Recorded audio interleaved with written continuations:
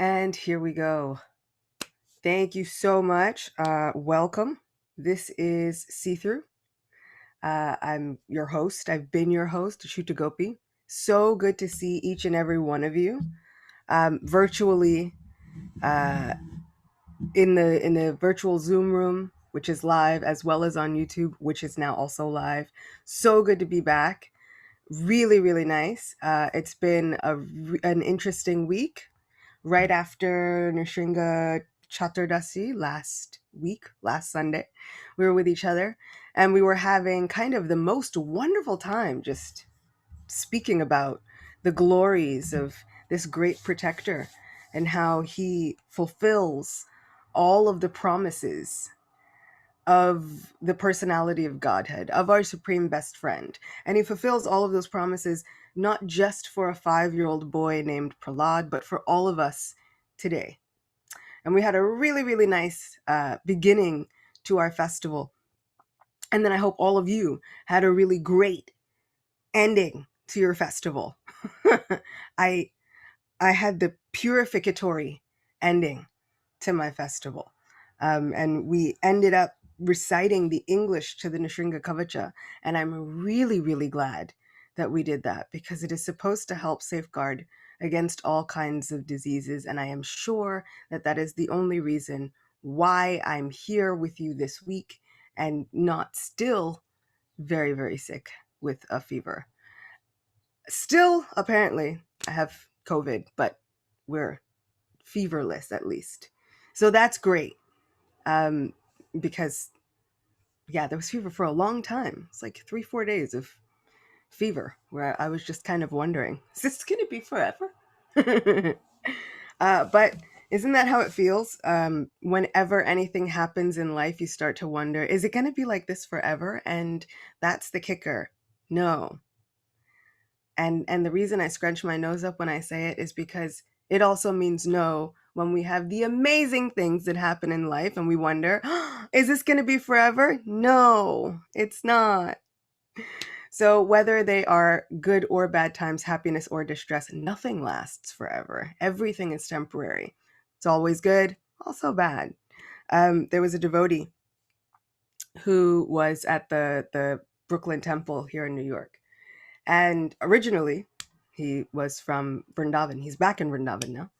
And he used to ask us, me and my sister and I would cook for Radha Govinda Saturday evenings.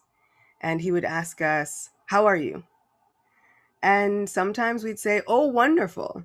And then sometimes we'd say, ah. And whenever we said, his answer was, everything good, everything bad. Like that's the exact definition of the material world. Everything good and simultaneously everything bad. So this is our position in life, and even within the journey within my own Guru Maharaj has written a really well known story. There's a farmer. Things keep happening to him, and they say, "Oh, it's really like bad karma, huh? Isn't good karma bad karma? We'll see." And really, the ultimate understanding is that everything is temporary.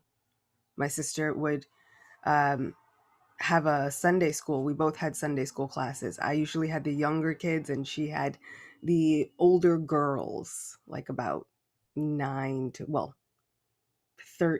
actually, 13 and up. And she would start off each week by having them give one high of the week and one low, just to show that these highs and lows of the material world are always going to be there for everyone, teachers included. Everybody would give a high and a low. And it was really sweet. Even during quarantine, I found out that the girls were, because at one point we just merged all the classes and let them be together. And the girls were saying that they had started a WhatsApp group and they were still doing highs and lows, even on Sundays, in a WhatsApp group, which I thought was incredibly sweet. So beautiful. So yeah, it's a really good, a really, really good lesson for highs and for what the material world is all about. So highs and lows for this week. My high was that it was Nrsimha Chaturdasi. My low was that COVID came with it. But it gave me such interesting focus, because all throughout it, I just kept thinking I could be way more uncomfortable. There are people, even in my family, who have had it, were way more uncomfortable. I was mostly, even if it was just in my head, I was still able to keep my sense of humor, which is kind of my monitor, my gauge for things. And if you want to know the extent of my sense of humor, I went into the hospital in active labor, and the people at the hospital said, "You are not in labor." And I said, "Why?" And they said, "You are too happy." And I said, "This is just how I am." And they said, "No, you're like cracking jokes and everything." I was like, "This is just how I am." Me and my father, both a lot like that. So we are a little bit too sense of humory. So I was able to keep my sense of humor, even if it was just like in my mind. There's always some way, something to be humorous about the situation. So I was really grateful, and still incredibly grateful for all of the realizations. I'm grateful that I'm even moody and stuck inside, because there are so many people who didn't get that. There are so many people who don't even have the privilege to be able to complain about it. So I'm so grateful, that everything happened the way it did. And really, really grateful for all of you for coming in with the troops and rallying and throwing down every prayer that you know. Thank you. It reached. I'm still here. Little congested, but we're still here. It's fine. You get like something, it's a little bit dusty. It's okay. It's fine. Just brush it off. It'll be fine. So thank you so much. And with that said, there have been members of my own, like online community that I've known for years now, just virtually, that have been just going through different things. One of our friends, online friend and community member, and now community member of all of you, she lost her grandmother. So if we can say a quick prayer for her grandmother, whose name was Radha. How sweet and easy. Right? Isn't it easy to pray for somebody when they have a name like that? Just kind of flows. So if we can just say a really quick prayer, for her grandmother Radha, and for her reception back into Krishna's association, um, I would really, really appreciate it. And also, if we can say a quick prayer, our friends Lane and Pasha, their family also, just send out really, really nice prayer that everybody stays safe, happy, warm, sweet, blissful, with a sense of humor.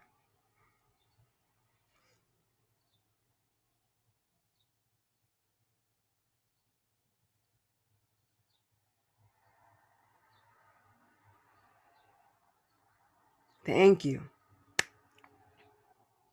Thank you so much. And if anybody is wondering how long you keep a pause for a moment of prayer, I too was wondering that as soon as I asked for it.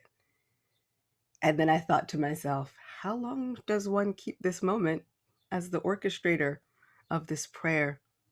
And then I did the only thing I know.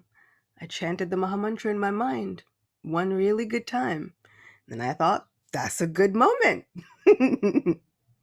So if you, like me, also just chanted the Mahamantra, you've done the most perfect thing that you could possibly do.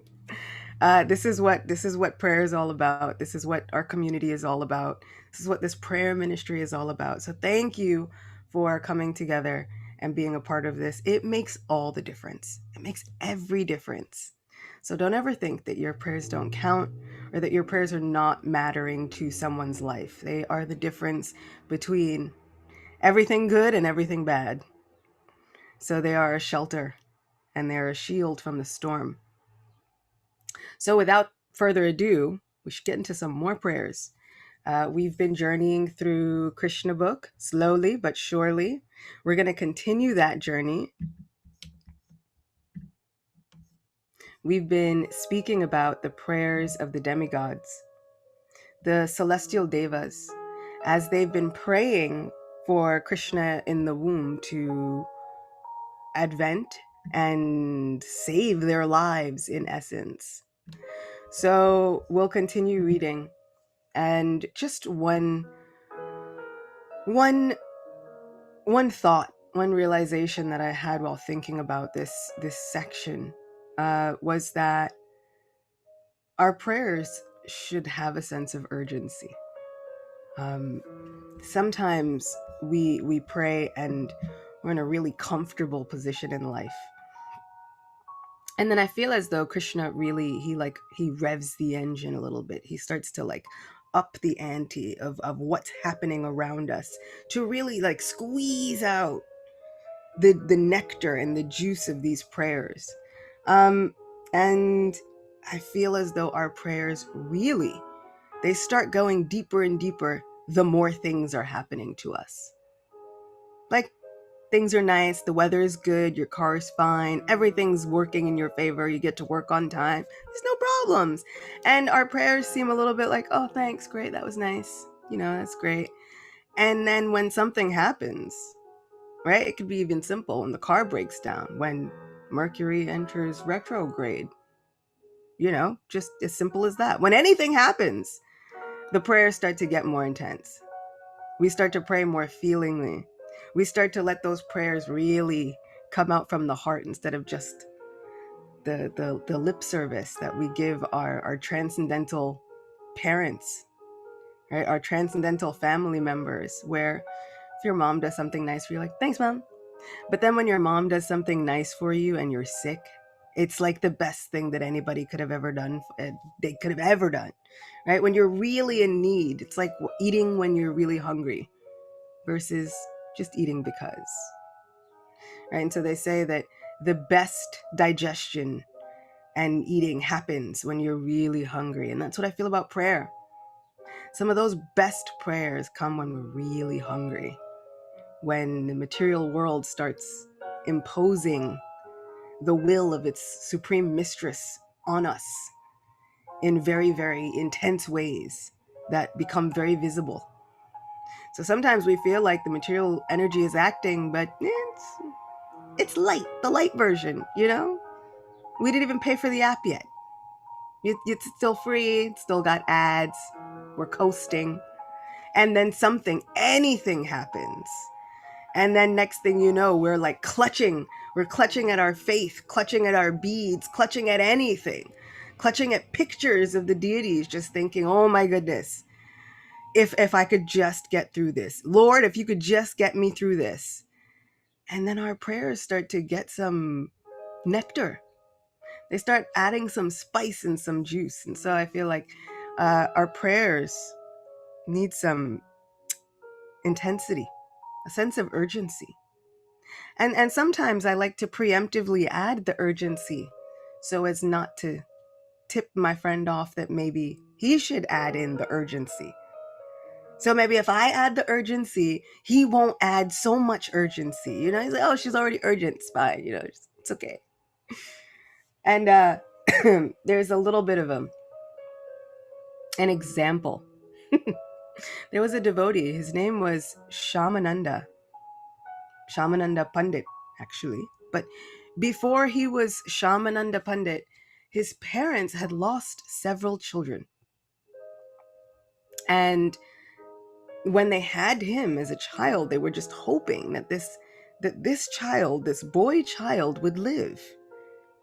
And so many of the surrounding villagers, as it happens in a village in Bengal in the 1400s, 1500s of the world history, they came together and they weighed in on what the name of the child should be.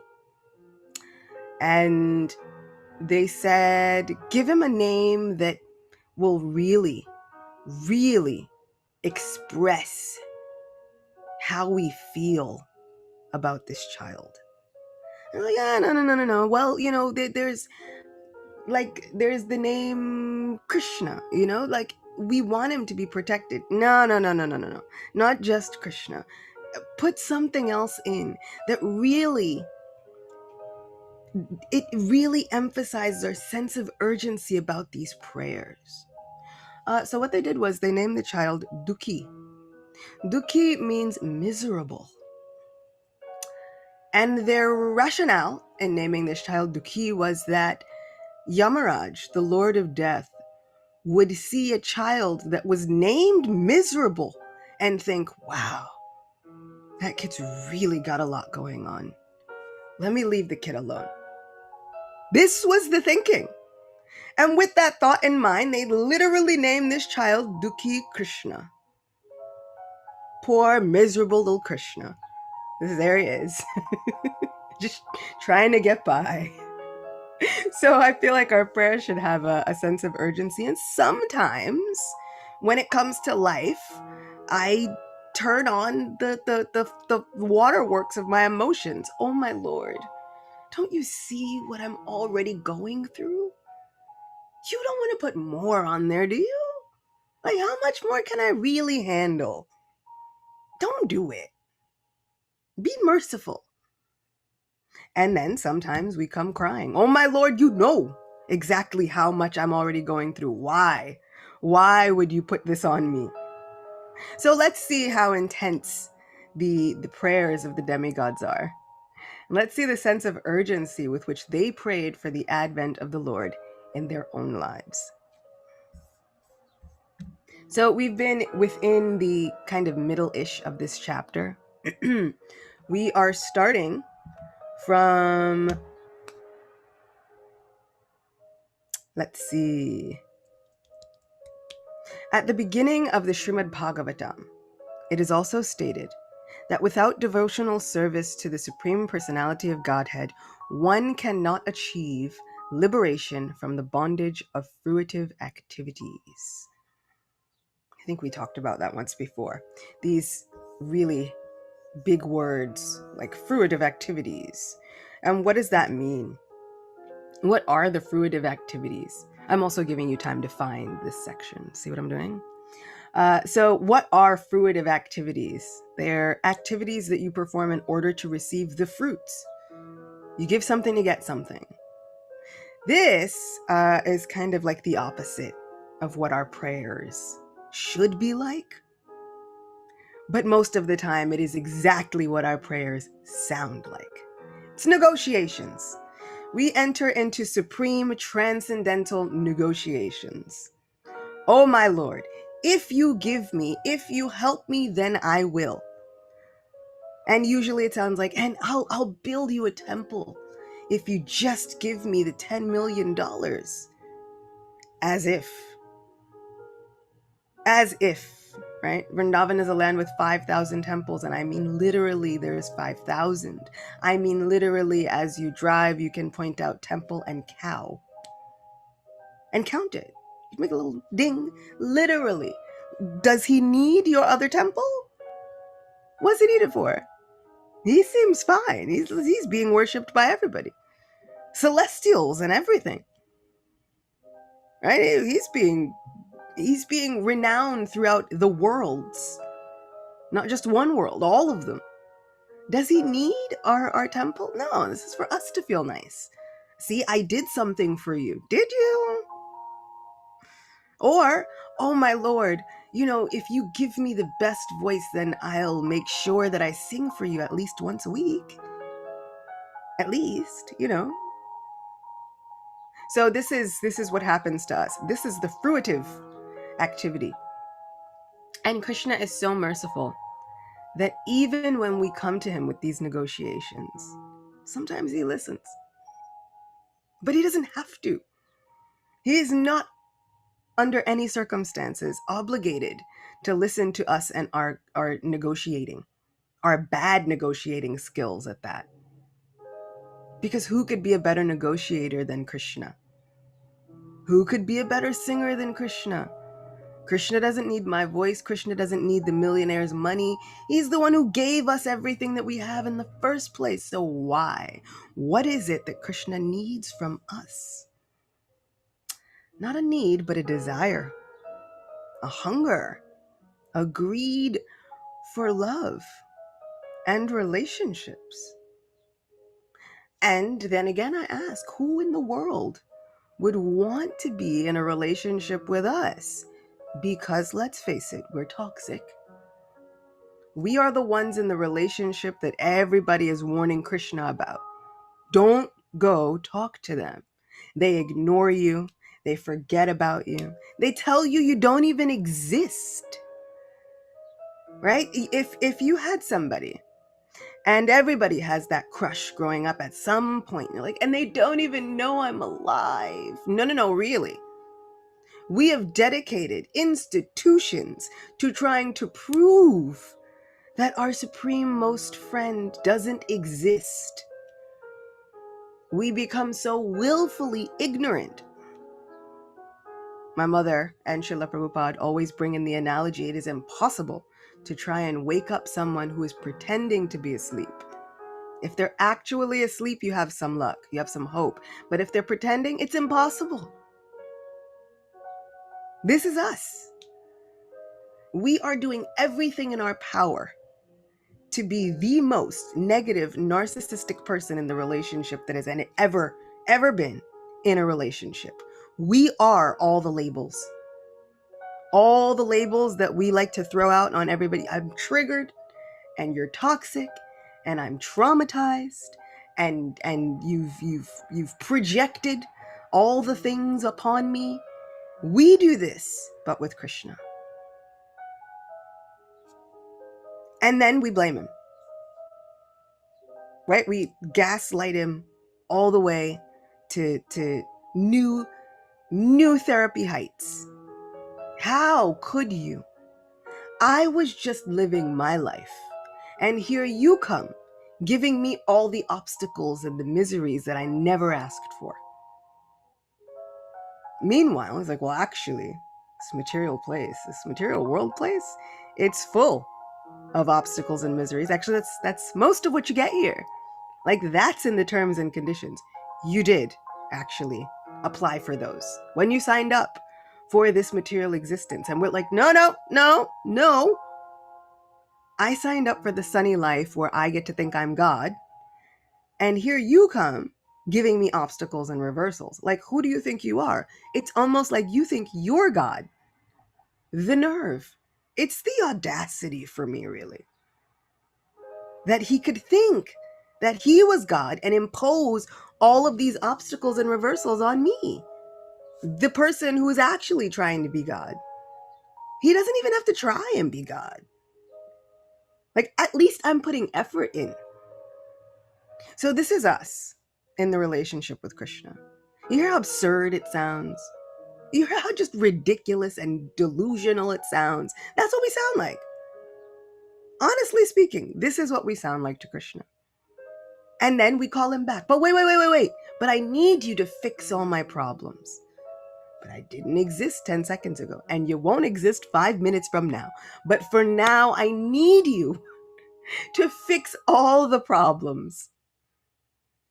So this is where our sense of urgency is needed. It separates out all of the nonsense, lets us know what's real, lets us know where we're serious, gives us a good gauge for how we are really looking at our situation here or not. Lets us know if we're still having a little bit of that delusional fever of material existence, or if we're coming to our senses slowly but surely. So this is the idea of fruitive activities.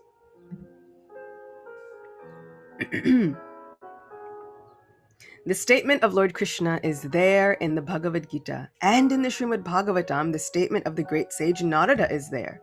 And here also the demigods confirm it. Persons who have not taken to devotional service are understood to have come short of the ultimate purpose of knowledge and are not favored by your grace.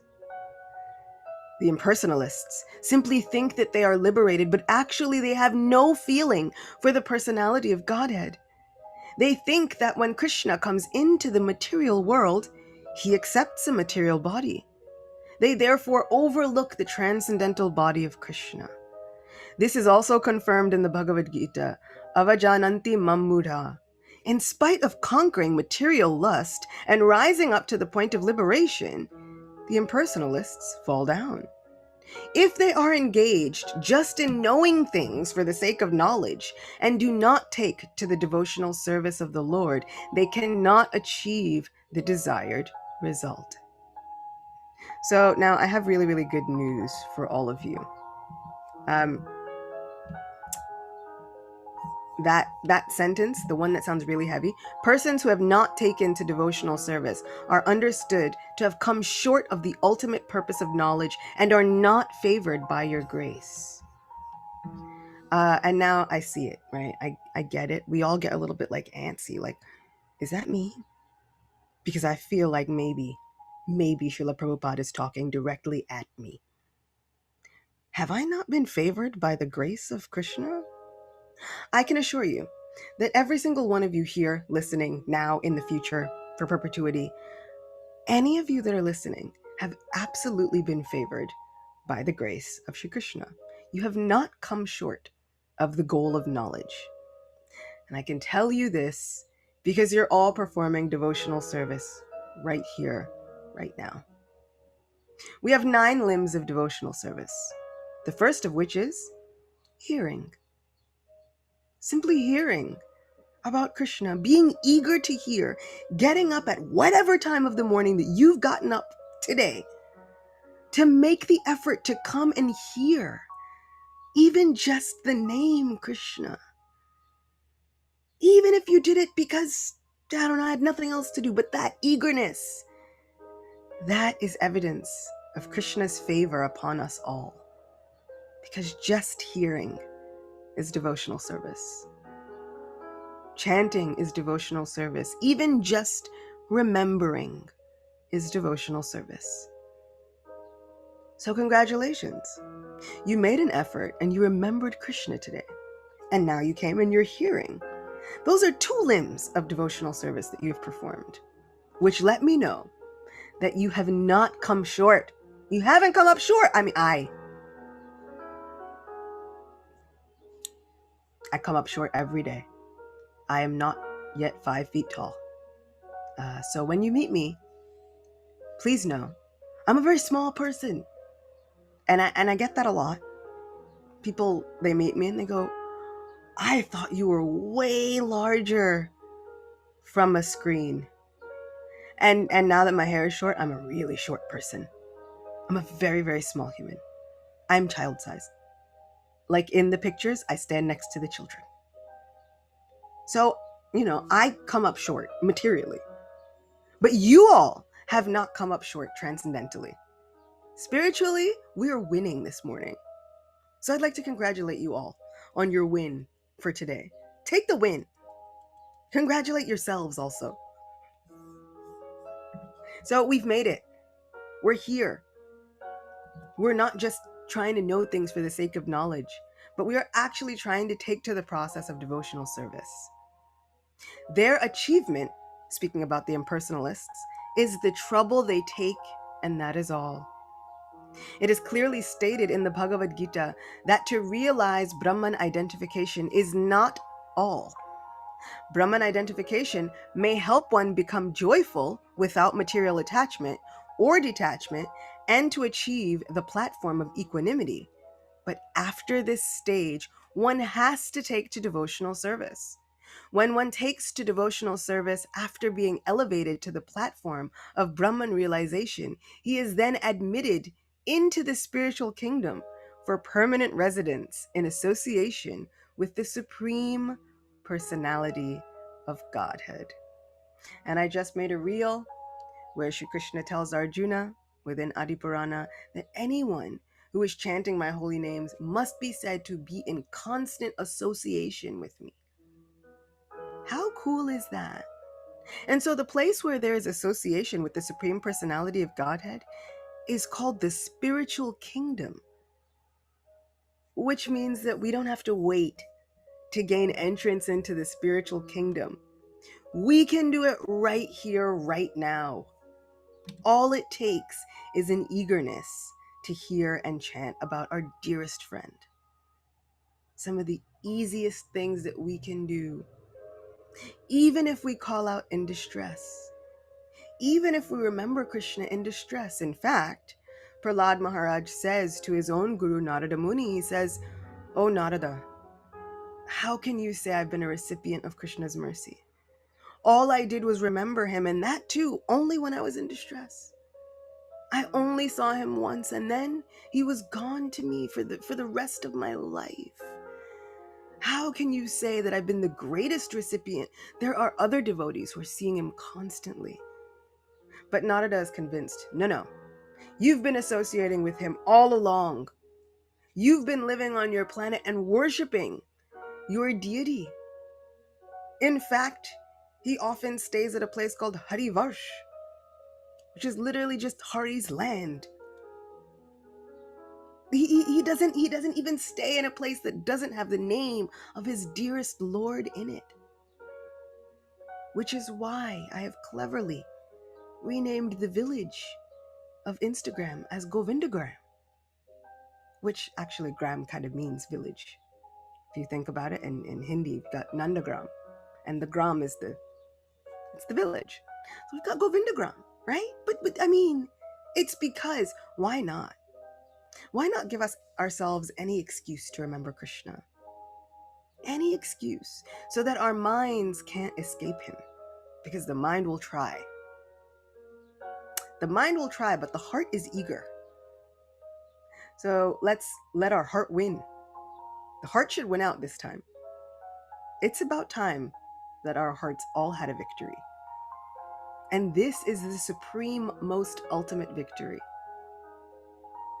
So, we're doing the best things for ourselves and for everyone around us just by being here. And we know that where there are these gatherings, where there are these sanghas, these get-togethers, these places are little expansions of the spiritual kingdom. And we don't even have to wait.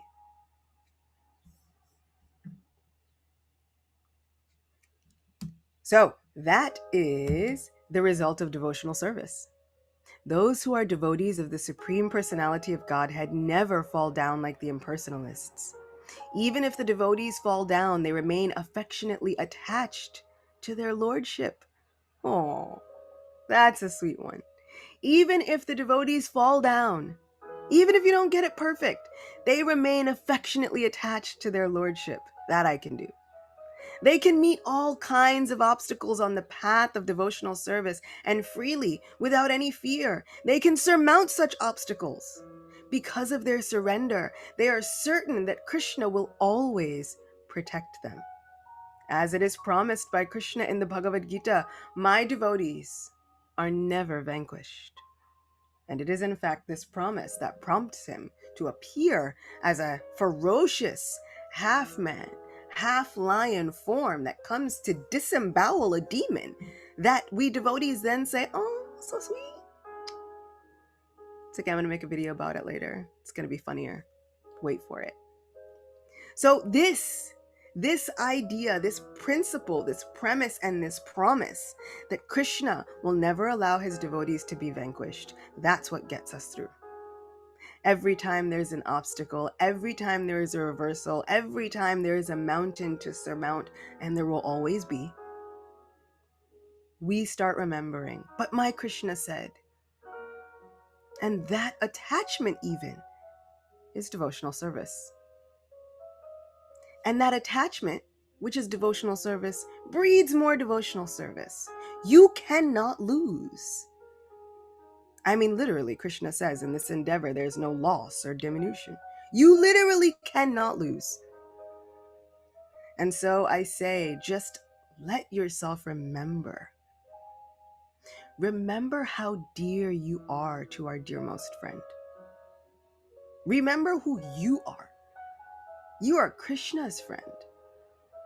And with that comes As they say, all the power vested within the Supreme Person.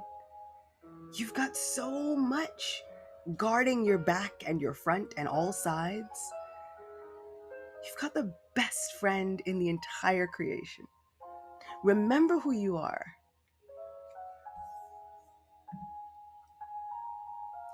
Our dear Lord, they continued, you have appeared in your original, unalloyed form, the eternal form of goodness for the welfare of all living entities within this material world.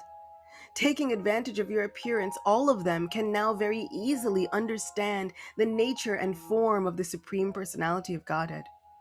Persons who belong to the 4 divisions of the social order, the brahmacharis, the grihastas, the vanaprastas, and the sannyasis, can all take advantage of your appearance. Dear Lord, husband of the goddess of fortune, devotees who are dovetailed in your service do not fall down from their high position like the impersonalists. Being protected by you, the devotees are able to traverse over the heads of many of Maya's commanders in chief, who can always put stumbling blocks on the path of liberation. My dear Lord, you appear in your transcendental form for the benefit of the living entities, so that they can see you face to face and offer their worshipful sacrifices by ritualistic performance of the Vedas, mystic meditation, and devotional service as recommended in the scriptures.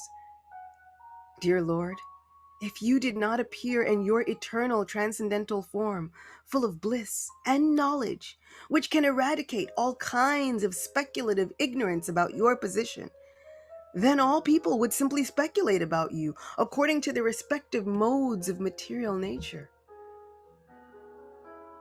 And that happens a lot. You ever see the idea of fan fiction? The idea of fan fiction is you have a fan universe, Spider-Man, anything really. They do it with celebrities, they do it with Harry Potter, anything that has fans. And they create fiction around them. So all of a sudden, you have stories where you can interact with any given celebrity. And you just kind of make them up. And that's what this feels like. Krishna appearing guards us against our own devotional fan fiction. Right? The things that we just decide to imagine happened today. And it's not to say that the Lord isn't interacting with us. He is. We just have to kind of take the clues from Srimad Bhagavatam. We have to understand his actions and his personality from the millions, the unlimited pastimes that he portrays. Otherwise, it kind of becomes as if somebody were saying to me, you know, Achyuta, I remember when we first met, and it was the most beautiful sunset on the Bahamas, and we were swimming, and the water was so clear, and we could see every single fish, and we had the best conversation. And I remember I made you, I fed you all of the most nutritious salads that I had ever made. And I'm thinking, that's amazing. Except I've never been to the Bahamas. I can't swim. And it's like my body really is almost allergic to salad. If I eat salad, I'm gonna die. I have way too much air within this body to add not cooked foods on top of it. I would just die of gastritis, and you would never see me again. I would just pass away. You would just sing the songs of the morning songs of my people. That's it. So it's like that. This is what happens when our minds get involved. And so we use Bhagavatam. We use the unlimited pastimes of our Supreme Person to guide us in our own interactions with him.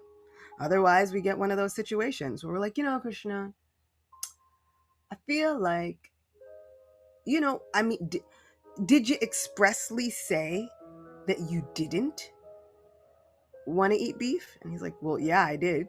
I kind of expressly said that. Like, that was a thing. Also, I love cows. I have like 85 names that have cows to do with it. And the protection of cows. He's named Gopal. He protects cows. We're like, yeah. But in my mind, it feels like we could just go there. Let's just see where it goes. So this is what happens when the mind gets involved. This is what this is protecting us from. This is what happens when our minds come involved with these speculative, imaginative stories. They could come in with any scenario. So sometimes we've got to fact check. We've got to look at our spiritual reality and say, is this actually a possible interaction? Is this Krishna here in my life, or is my mind trying to drag me somewhere else, unknown? So as a writer, I was always really intense and fearful about situations like that. Because as a writer, it's kind of my purpose and my soul's calling to fill in those gaps. And for me, I was always wondering, okay, but how do you fill in the gaps without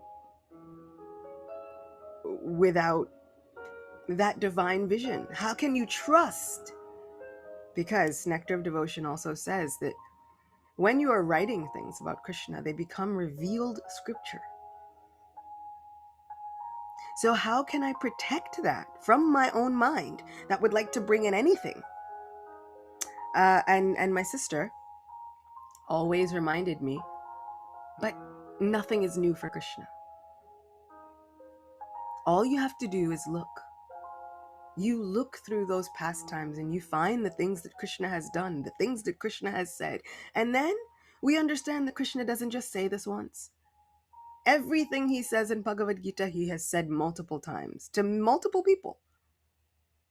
So we start to understand Krishna's cadence. We start to understand his way of speaking. We start to understand his moods and his sense of humor. But in order to do that, we have to read about our friend. We have to know who our friend is, which is why we're reading Krishna book.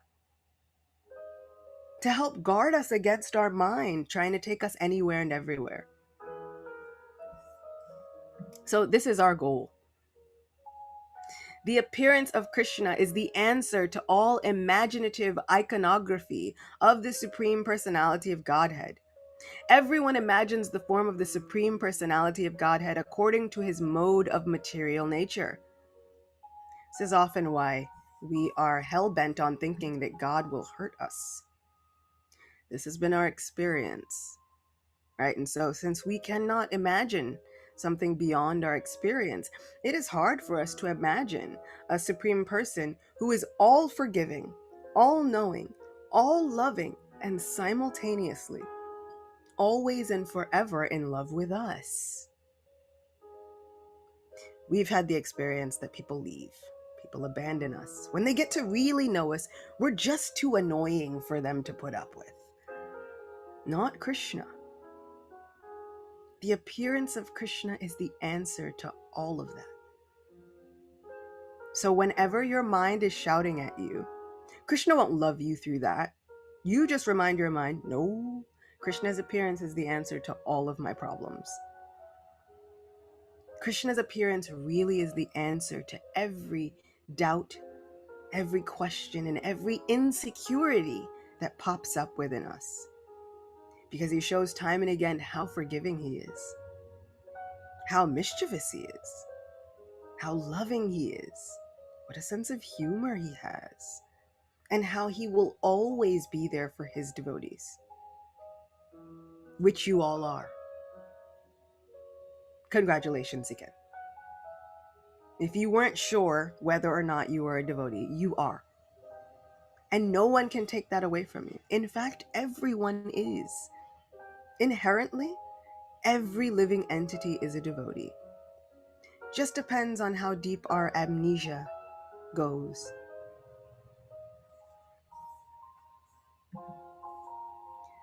So, in the Brahma Samhita, It is said that the Lord is the oldest person.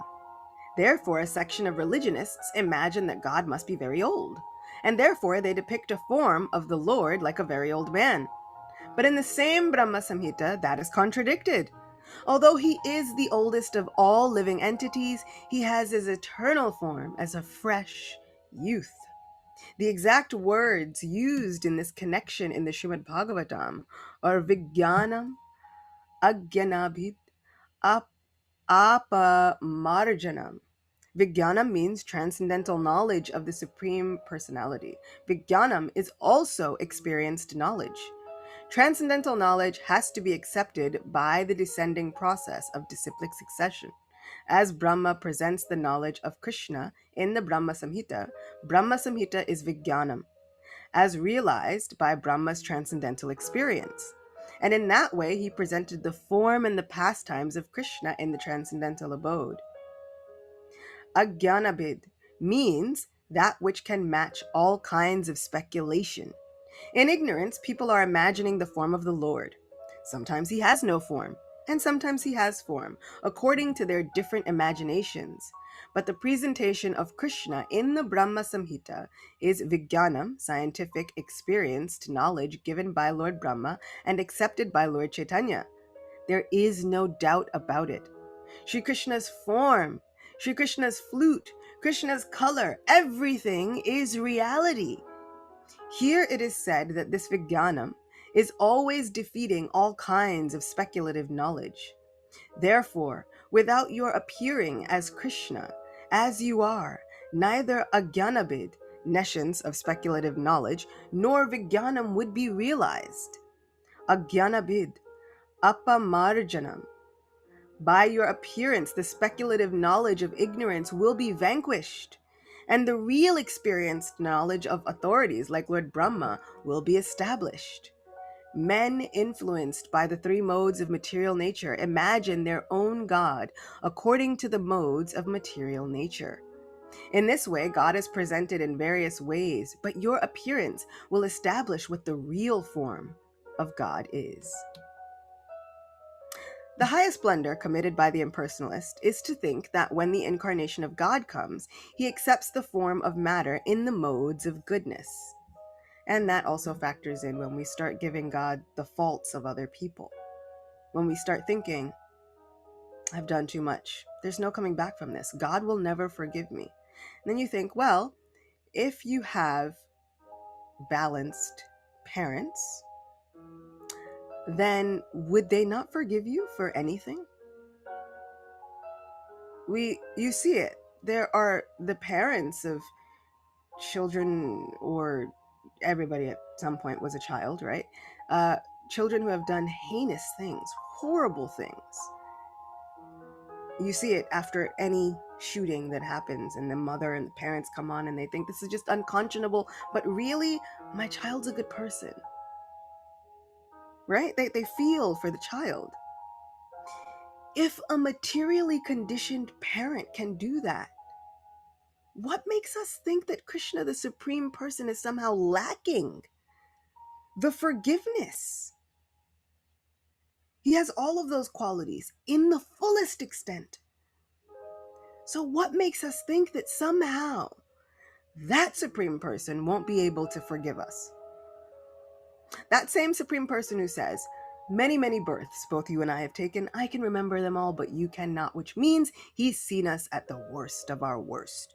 We think there's a rock bottom in this life. He has seen us in unlimited rock bottoms at unlimited lifetimes, and still he's telling us, I haven't left you. Implied in that many, many births both you and I have taken, it means we've been together, side by side, two birds sitting in one tree. Krishna can remember all of the heinous things that we've done, and we don't even remember anything past this lifetime. Some lucky few people can, but usually not for themselves. They remember everybody else's because it's traumatizing. I guarantee you at some point we were not great. And Krishna remembers and has already forgiven us. But if we remembered everything horrible that we ever did, one, we'd probably never be able to forgive ourselves. And two, we spoke about this, we'd be so traumatized, we might be unable to function. But Krishna still functions, and still functions with us. This is the beauty of having this transcendental, realized form of God. Now God is not waiting to simply abandon us and condemn us. This God is the most forgiving, the most pleasing, the most loving, the most comforting Lord we could ever know.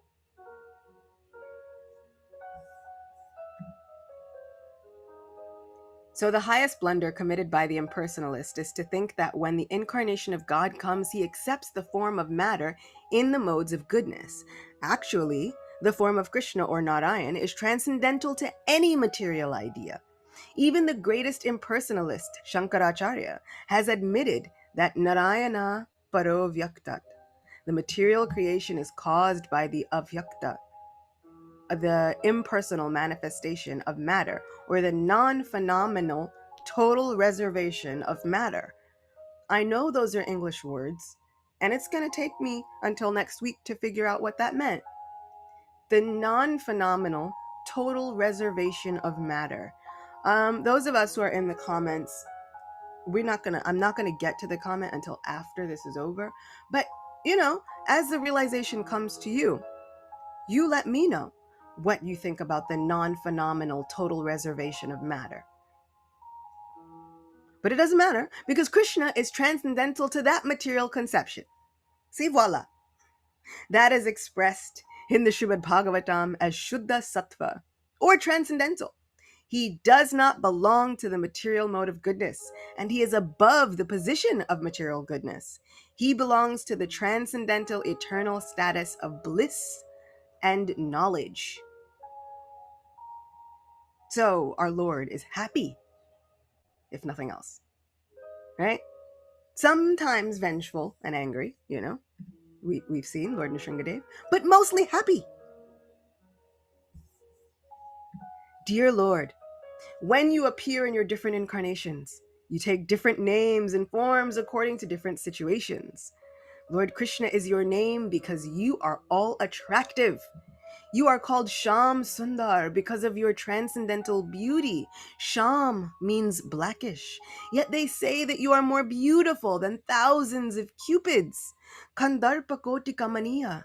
Although you appear in a color which is compared to the blackish cloud, because you are transcendental, absolute, your beauty is many, many times more attractive than the delicate body of Cupid. Sometimes you are called Giridhari because you lifted the hill known as Govardhan. You are sometimes called Nandanandana or Vasudev or Devaki Nandan because you appear as the son of Maharaj Nanda or Devaki or Vasudev. Impersonalists think that your many names or forms are according to a particular type of work and quality because they accept your form from the position of a material observer. Our dear Lord, the way of understanding is not to study your absolute nature, form, and activities by mental speculation. One must engage himself in devotional service, like you all. Then one can understand your absolute nature, transcendental form, name, and quality.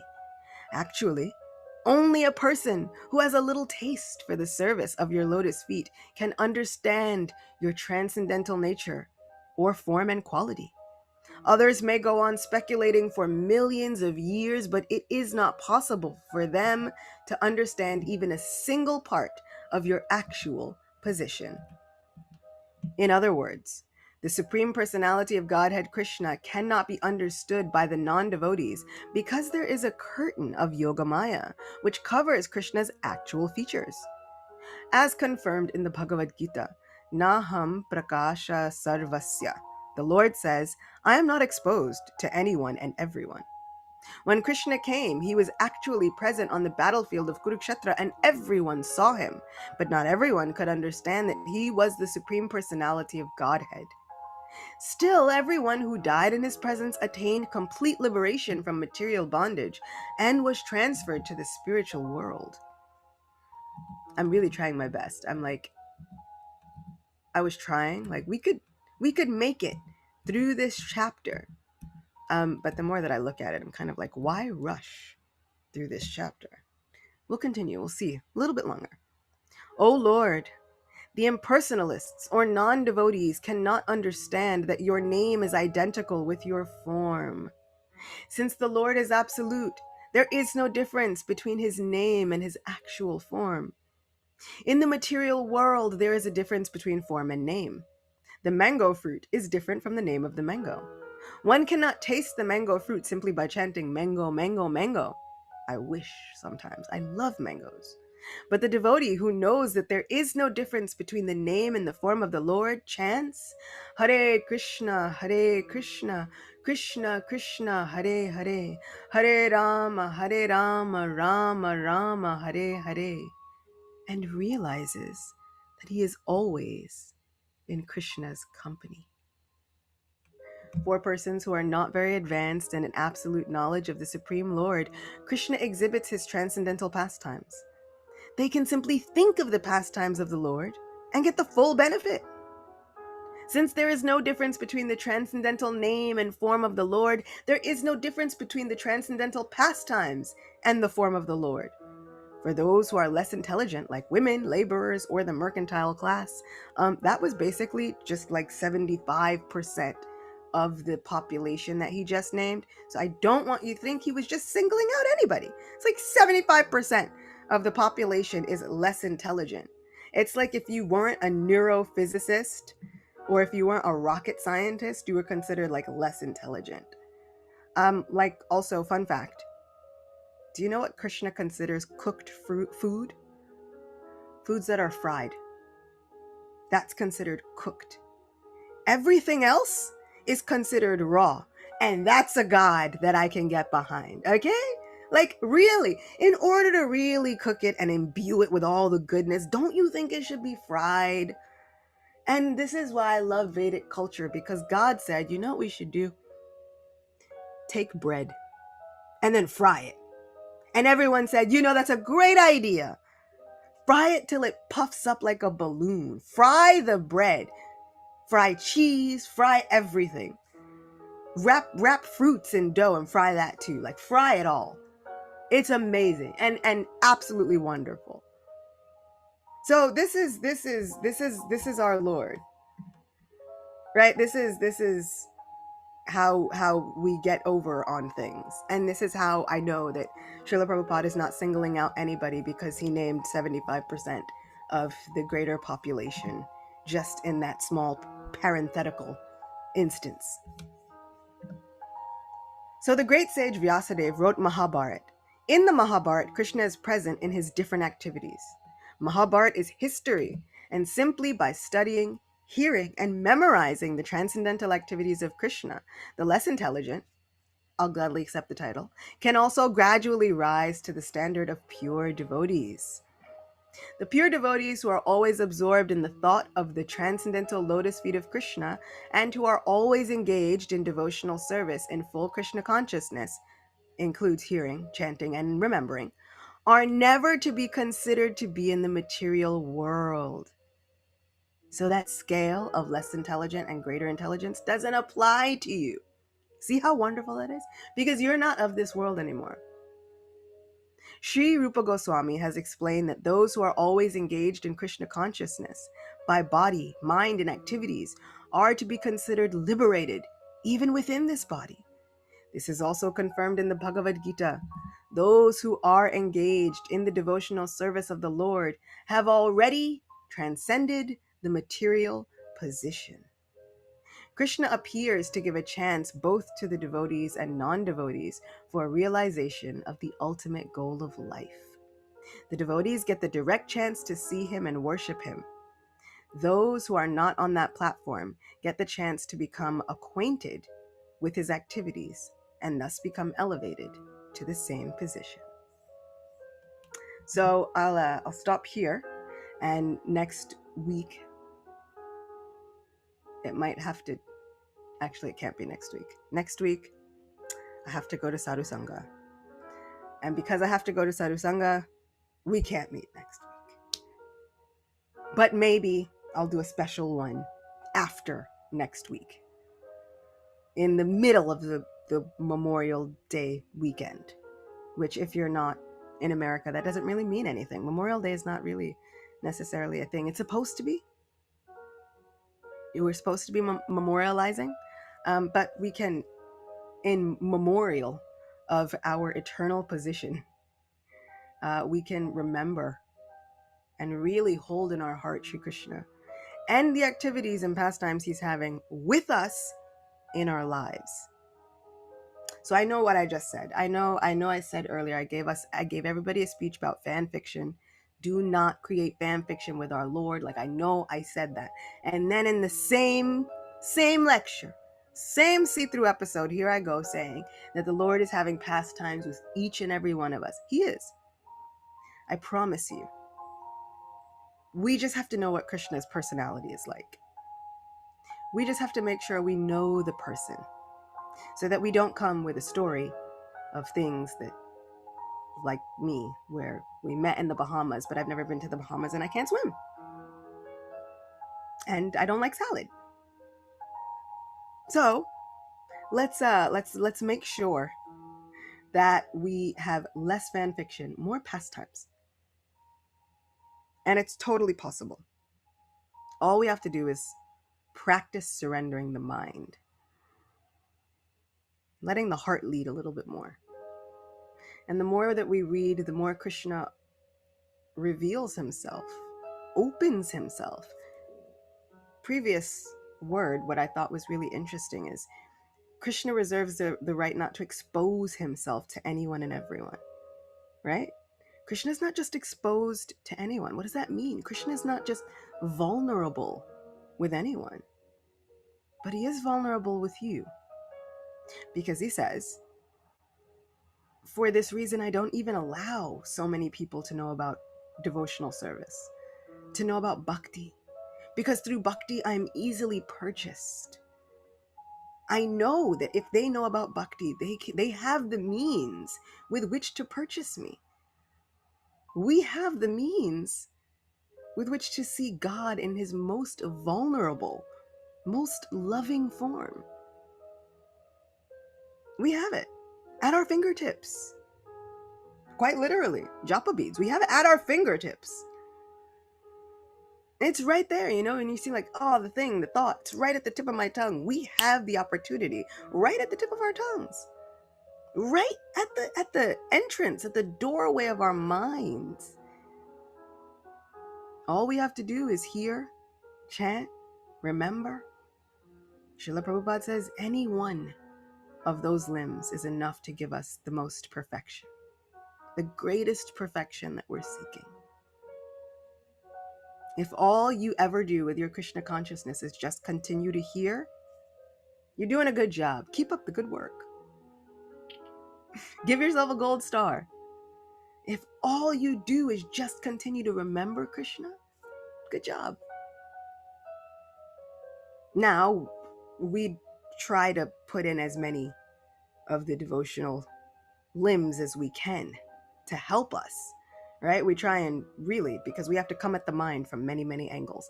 But even perfection of just one is enough.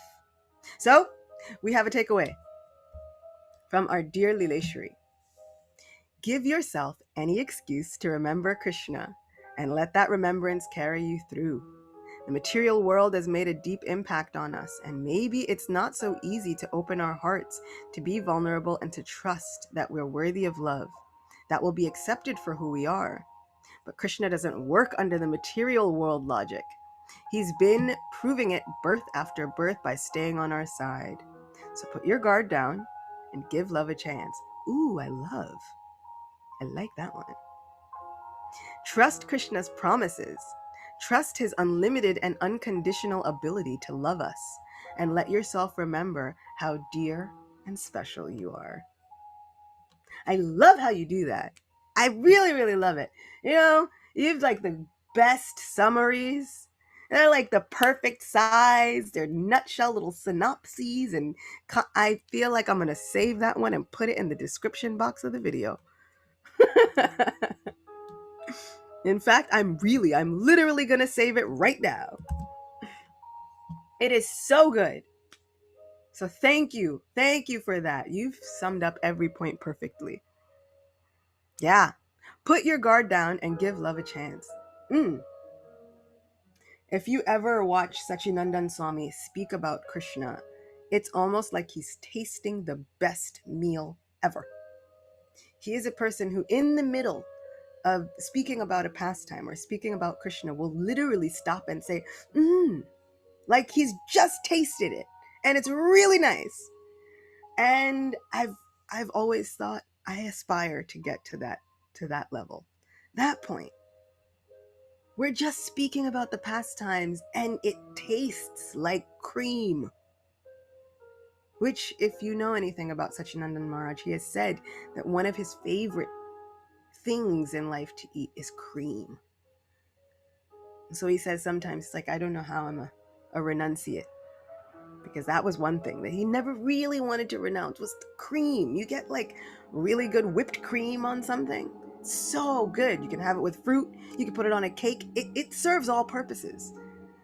So, because we know him, and it's not just fan fiction, whenever I think about him speaking the glories of Krishna, I'm like, no, he's tasting the cream. He's got it. He's found it.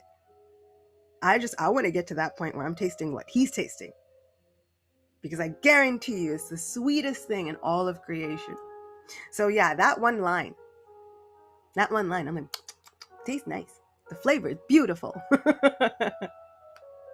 Thank you so much. Let's see what's coming on YouTube.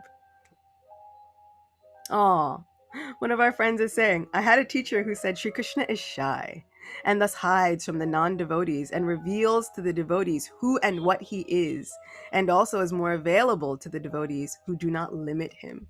That is such a beautiful thing to think of. Yes, absolutely. He is shy. Super shy. But like one of those shy people, I was shy like this. If I didn't know you, I wouldn't talk to you. If I knew you, you couldn't get me to shut up. And so I kind of hope that I'm shy like Krishna. There we go. I fixed it. I almost said, hope he's shy like that. But he's everything. I'm the smaller portion. I fixed it. My mom would be so proud of me right now.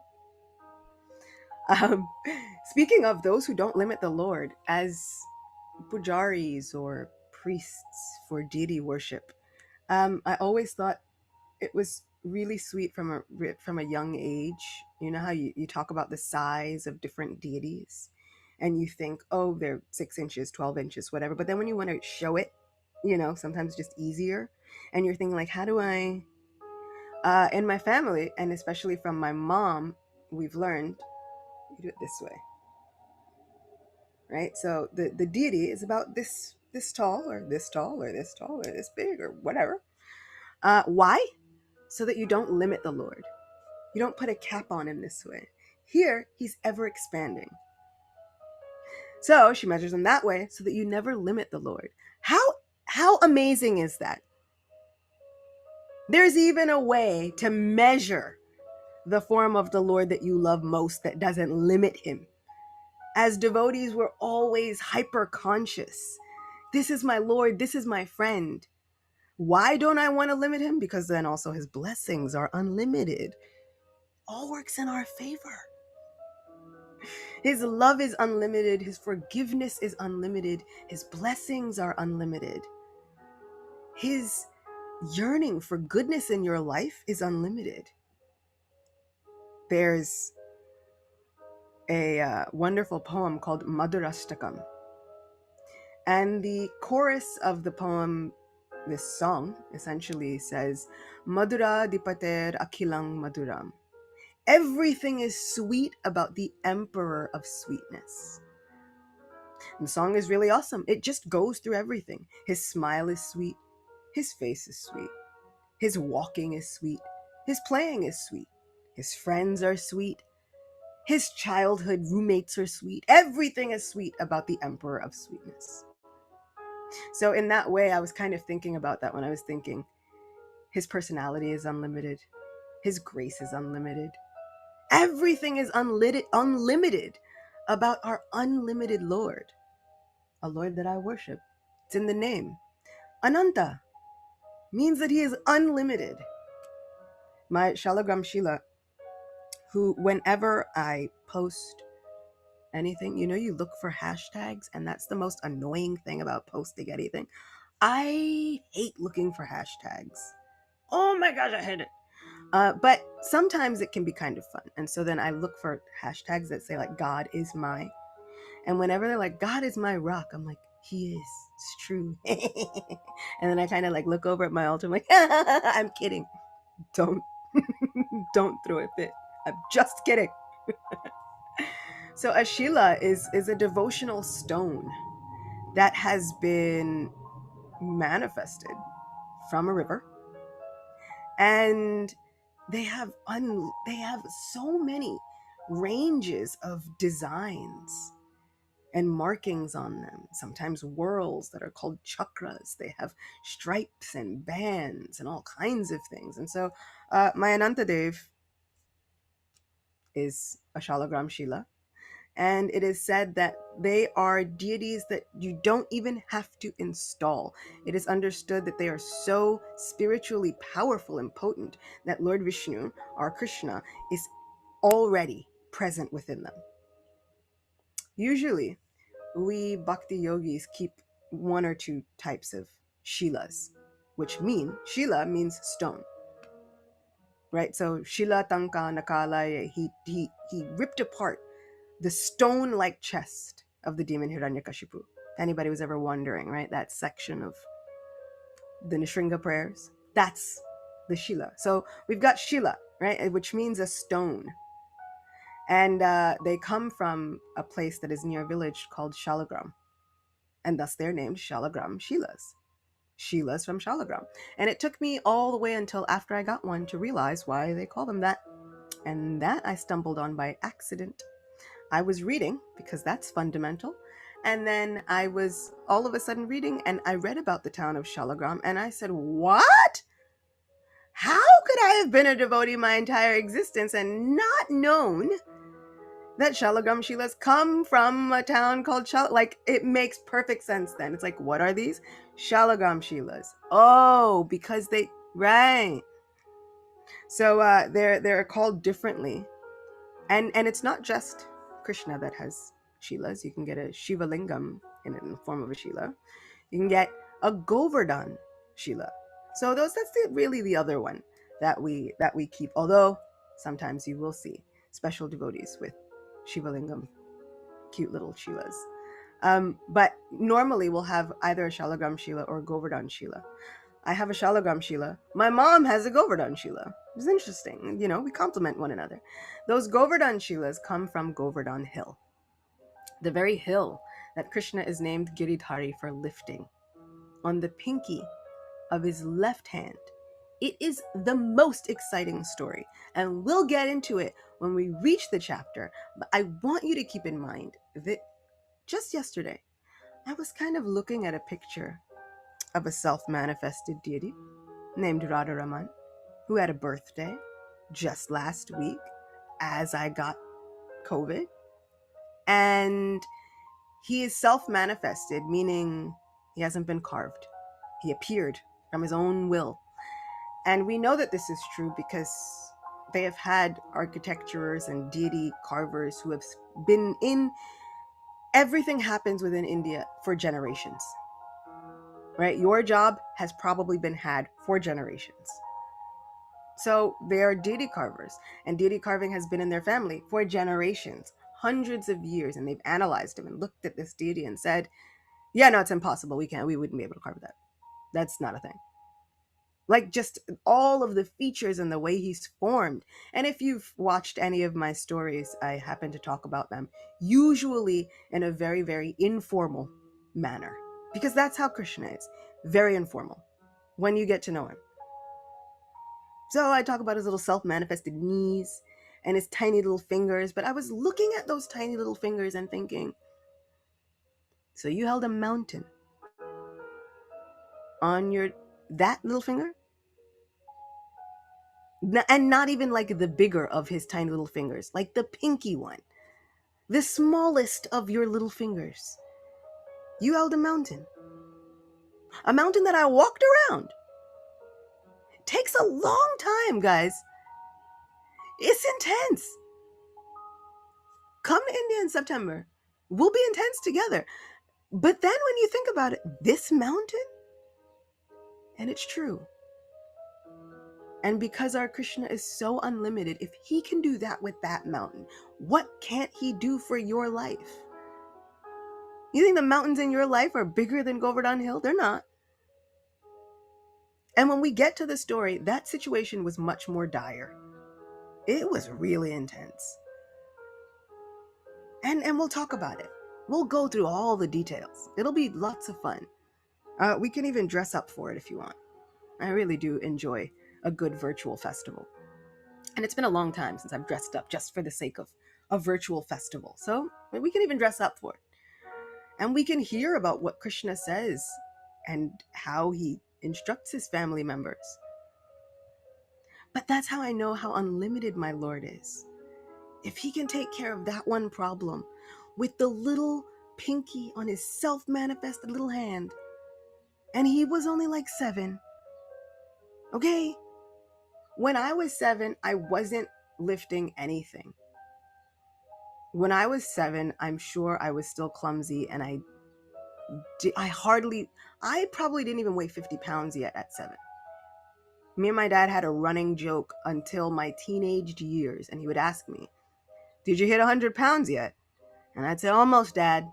And then we'd laugh for a long time, because what would happen is I would almost get to 100 pounds, and then I would get sick. I would catch the flu or something, and I wouldn't feel like eating. And then I would drop the weight back down again. And so it took me so long. I think I had to have been at least like 12, 13, 14 before I even reached the 100-pound mark. Even now, I'm like 108 pounds usually. If I'm okay, see, I have it. It was strategic. Once I hit 108 pounds, I'm like, no, let's just see how long we can keep it here. I remember, weighing myself once, and I was like 110 pounds. I was like, what is this? This is just not devotional service.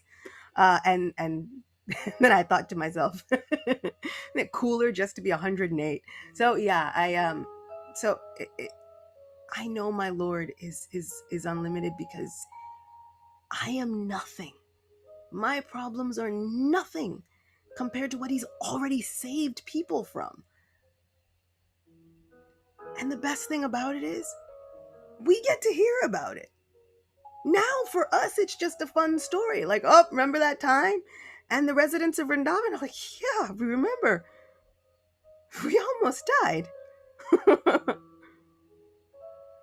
But in true fashion, that's how we are with life. Me and my family, we do get to a point. Too soon? No, not too soon. And then we joke about whatever has happened. Pasha and Lane know. They had me praying for their family members, and then the next hour, as soon as I heard that the family members were mostly okay, I had to joke about it, because that's what I do. So I know our Lord.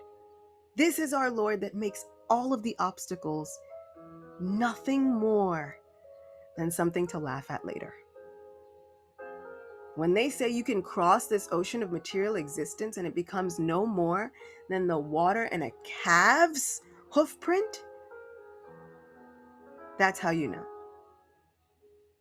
Our Lord makes it nothing more than something we can joke about later. No more than a bad dream. That's it. Even our separation from him, these lifetimes of existence, will be no more than a bad dream. No more than something for us to say later. Well, usually not us, because we'll probably not want to talk about it. He definitely will want to talk about it. Remember that time? Remember when you thought, and then you were gone for a really, really, really long time? We're like, let's not talk about it. I almost died. Almost lost my existence. But we are struggling. And Krishna knows already that he's planning on carrying us through. So Let us rejoice in our unlimited Lord and all of his unlimited qualities. Let's think about which one is our favorite for today and let that carry us home.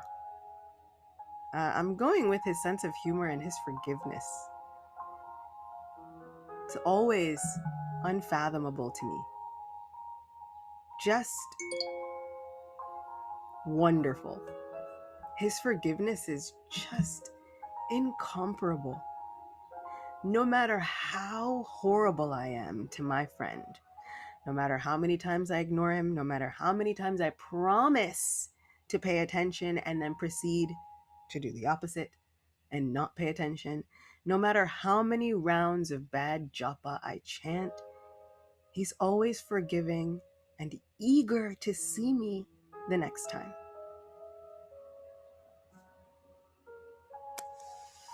That's my favorite thing. And that's what I'm going with today.